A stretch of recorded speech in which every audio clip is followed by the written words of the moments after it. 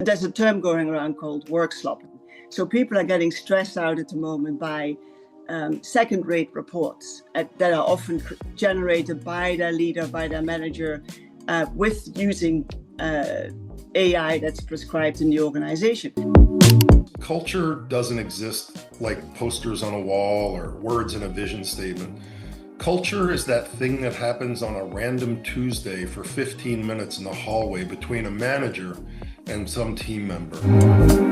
AI that we're using isn't really augmenting leadership. What if it's just a mirror and it's revealing kind of for the first time with extremely brutal clarity that a very large portion of what we used to call leadership and culture is really just overcoming the information asymmetry and coordination costs.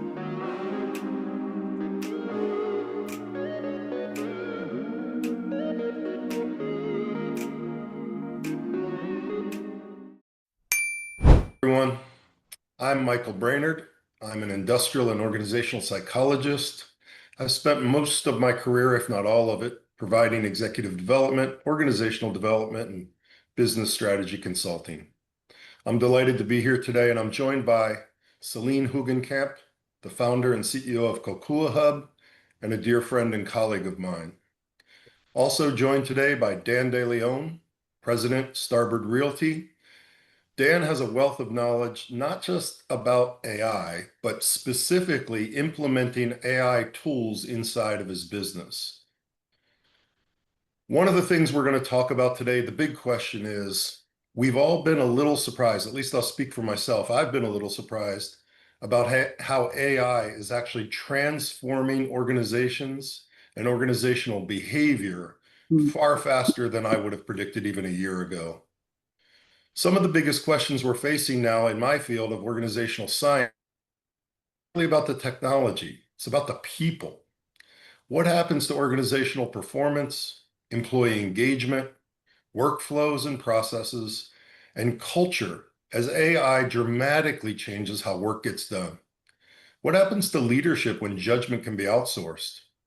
What remains uniquely human in the AI workplace? Today, we're going to explore what AI really means for organizational performance, culture, and the future of leadership. Dan's going to act as our host, and Cellene and I will contribute some practical insights we've picked up over the recent past. Dan, take us away. Thank you very much, Michael. In fact, Michael, I think I'd like to start with a question for you. Middle managers in the corporate space have really always been the primary carriers of the organization's culture, right? They're the people who translate the values into the daily behavior of the staff and the team. Now, what I've read recently is that Gartner is predicting that by the end of this year, that 20% of all organizations will be using some form of AI to eliminate more than half of those roles. Now, that's a big number. So I'm going to say that one more time. 20% of organizations are going to use AI to eliminate half of those middle manager roles. So Michael, what actually happens to corporate and company culture when you rip out what was its connective tissue? Yeah, Dan, the truth is, people in the C-suite, senior leadership should be terrified by this question. Absolutely terrified. One, the start of the answer, from my perspective, is we don't know. But I'll tell you this, as you know, Dan, and Cellene knows, culture doesn't exist like posters on a wall or words in a vision statement. Culture is that thing that happens on a random Tuesday for 15 minutes in the hallway between a manager and some team member. Culture is like how things get done. And I will tell you that as we take that middle manager and reduce those positions, you're reducing the human infrastructure or the connective tissue between senior leadership, the market, and people who actually get the work done. The idea that middle managers are the carriers of how things get done, employee engagement, organizational culture, and the idea that we're going to eliminate Who knows if Gardner's correct on that number? That number is really terrifying, but we're definitely going to reduce humans as we race toward the efficiency gains that AI give us. I worry that we're not slowing down or we're making assumptions about the impact to performance, engagement, and culture. What I will say, in all crises, there's risk and opportunity. And if we're talking about those kinds of numbers, Dan, we're talking about a crisis. The opportunity, though, could be that AI and its tools and technology that come along with it could actually, if handled right, if designed properly for the culture, could actually codify some norms, could actually help us scale culture, could actually help us identify when there's culture shift in the workplace. So there's real opportunity if we design smartly our culture, our working systems, our human capital systems around AI implementation. But in summary, the race toward efficiencies is real, and the race toward human reduction in middle management is real. We have to be smart and thoughtful about not making assumptions, rather designing intentionally culture and work systems around AI implementation. That's really fascinating. And Cellene, you know, in businesses, as we all know, they come in many different shapes and sizes, and not all of them have picked up on AI utilization universally, right? So Right. we're seeing in many businesses a sort of shadow AI where employees are using unsanctioned tools, perhaps on their personal laptop, perhaps on their personal phone. How do you think that leaders can handle this without crushing the innovation that the employees are striving for? Yeah, that's the challenge they have. So with the shadow AI tools, Dan, I'm assuming you're using tools and like ChatGPT and Claude and apps and different tools like that that are generally not included within the parameters of how a company works, right, in company governance. So the increase of these tools might actually be coming about because people are a little bit stressed and fed up with the inefficiencies of the current system. And these systems may have already introduced AI. But what a lot of employees are finding, is that the work that they're getting down the line from the supervisor, etc., the reports are not as up to scratch as they had expected, right? Mhm. And there's a term going around called work slopping. So people are getting stressed out at the moment by second-rate reports that are often generated by their leader, by their manager, with using AI that's prescribed in the organization. So generally, human behavior is, how can I improve on this? And they start using tools outside of the parameters, right? So the risk of using shadow tools, shadow AI tools, as I call them, or we call them, is that the sensitive company information that may be uploaded using these tools unintentionally breaks with compliance, right? And so company information gets out there, which is not really warranted. So as with any employee who works outside of the norms or the prescribed standard operating procedures, it means that there is merit in a different approach. And managers need to listen to this and go back. For me, it's always go back to the root cause. Why is it that they're doing that? Clarify what is happening. So there is a real opportunity here for future forward-thinking leaders to start be curious about that. Why are my staff, my team using this?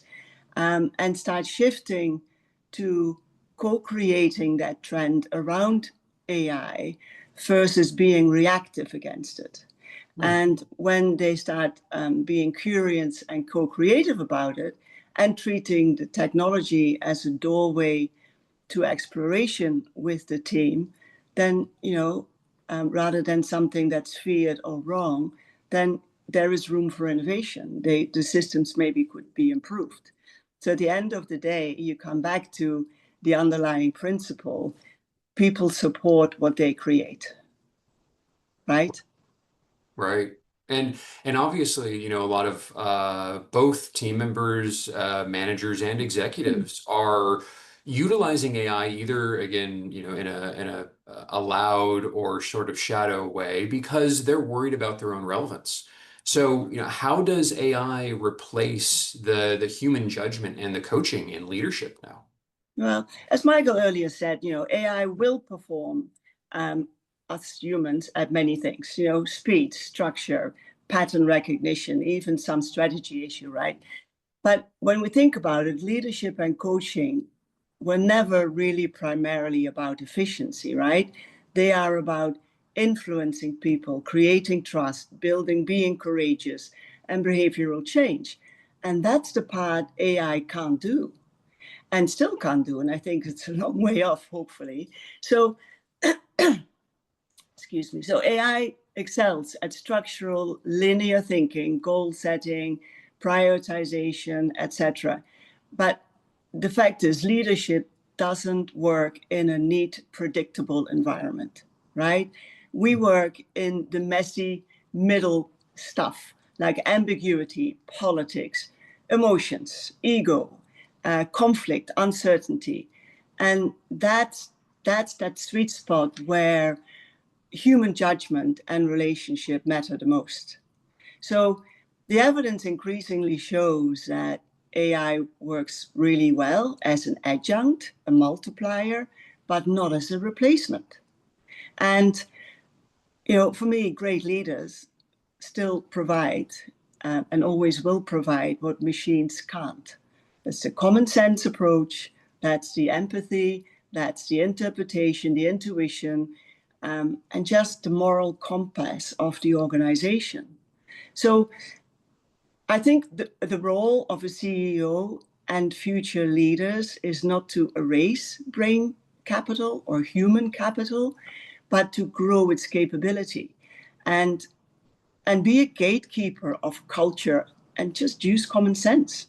So, you know, for me, ironically, AI may even place a greater premium on what it means to have a deeply human leader in the organization. Yeah, I mean that's very compelling. But you know, let me turn it back to Michael and offer a bit of a challenge, Michael. Right, with all of that in mind, what if I offer you a very unsettling reframe, right? Which is that the AI that we're using isn't really augmenting leadership. What if it's just a mirror and it's revealing kind of for the first time with extremely brutal clarity that a very large portion of what we used to call leadership and culture is really just overcoming the information asymmetry and coordination costs, right? So now, if AI does that coordination work at scale, then really what's left about that is genuinely human and left for leadership? Huge question. I love this question because it's scary, right? As a leadership practitioner and consultant, what that implies is that I'm no longer needed. Leaders can be replaced if the job of a leader is just providing information and communication and some symmetry. We've been selling leadership development and leadership effectiveness as correlated with organizational effectiveness for my whole life and career. And if that is no longer needed, that's really scary to a lot of people. The entire premise that is a reductionist premise, right? That eventually AI will reduce the need for leadership. Now, that's not going to happen. I'm at the end of my career, and who knows in 100 years where the US labor market will be, who knows in 10 years where it will be. But this idea of a reductionist theory and that leadership can be replaced, I'll go back to Cellene's point. What about that stuff in the middle, that making sense for people, that motivating people, that coaching of people, that making decisions in ambiguous spaces where leadership courage is needed? These things are, I don't think will ever be, as long as our marketplace and our customers are human, I'm not sure our leadership can be fully reduced. Now, look, we are going to have to shift in a major way. I've got a silly acronym I call HVA. If leaders can't answer the question, what is my human value add? I'm going to say it again. What is my human value add around new workflows, which you know very well, Dan, new processes where, yes, some information can be commoditized, some decision-making can be commoditized. And that will continue to increase. AI will continue to take turf inside of organizations. Let me say it again. AI tools really are in their infancy phase right now. In 5 years, in 3 years, they're going to continue to take turf inside of organizations around work processes, workflows, reporting, data consolidation. I don't think it's shrinking. I think it's gaining. So this idea of reductionism is scary, no doubt. However, we will, as leadership consultants and practitioners and thinkers, work with our partners around the human value add. How does the human, groups of humans, add value to the processes, a little bit like Celene's talking about, and how do we simultaneously navigate the human interaction with the technology, with the marketplace? In that space, there will be places for value add from a human perspective. Absolutely. Yeah. Dan, I actually have a question for you this brings up. And Sure. one of the reasons, Dan, we've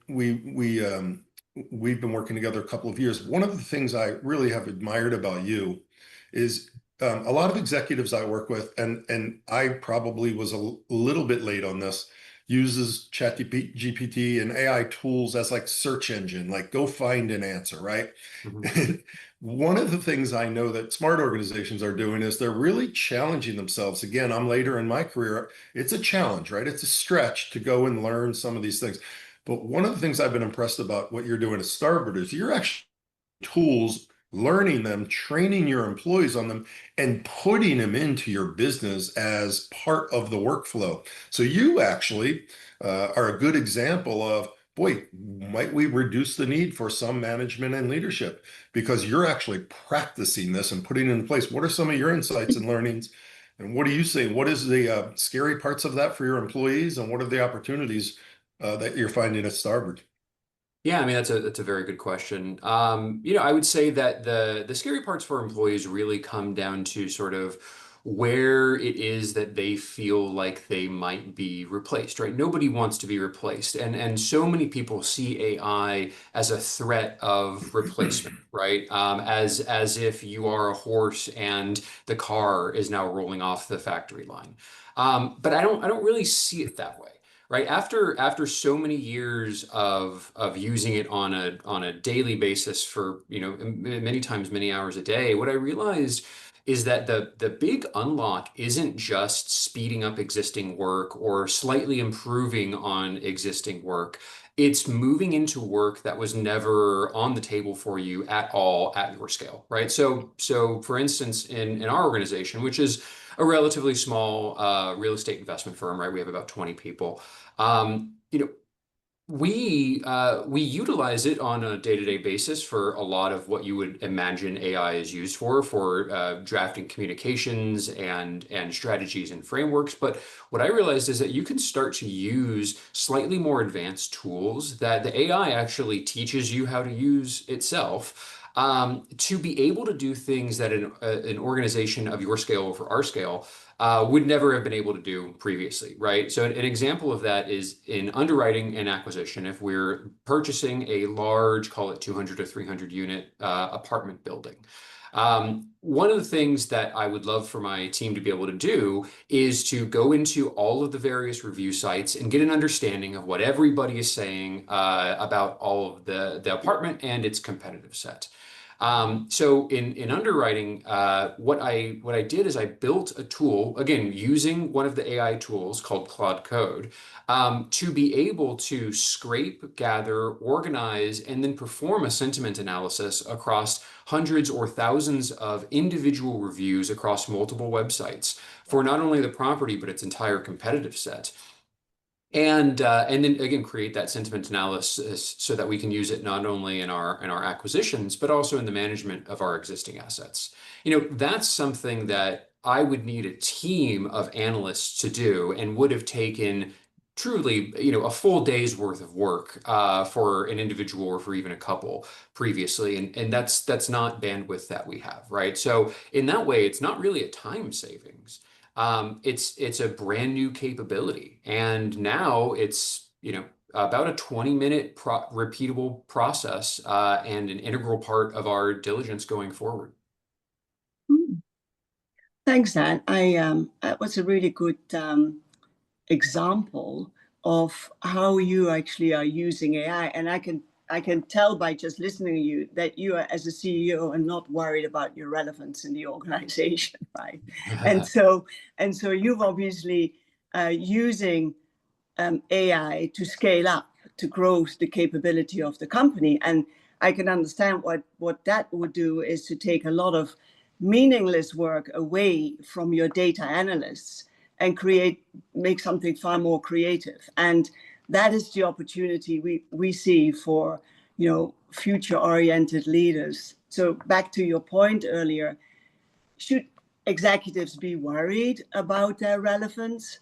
So I would say if they're worried, then they're most likely be fear-driven, right?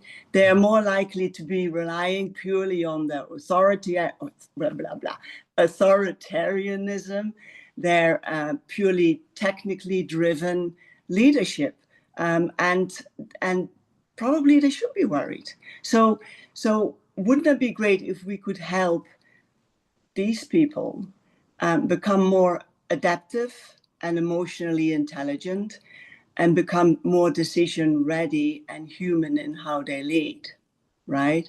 And so looking at the time, we need to wrap this up. But as I said earlier, ironically, AI may pull a premium on deeply human leadership.